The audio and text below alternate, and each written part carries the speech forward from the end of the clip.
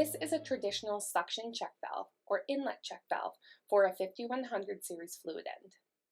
LCO has modernized this technology to make it easier to install Teflon O-rings, as in the traditional design, it's very difficult and challenging to do so. Enter our two-piece threaded suction check valve. As you can see, there are now two pieces to this design that thread together, a top piece and a bottom piece.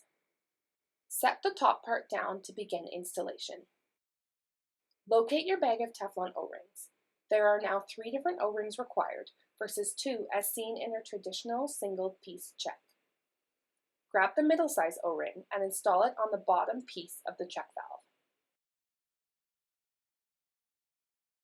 Next, grab the top piece and the smallest Teflon O-ring and insert the O-ring through the bottom of the check. Use your finger to press the O-ring into place, making sure it's installed all the way. Next, grab the bottom piece of the check valve and screw the two parts together. You can tighten them together with a wrench now or later when installing them on the fluid end, your choice. Finally, locate the last Teflon O-ring, which is the largest, and install it over the outside threading.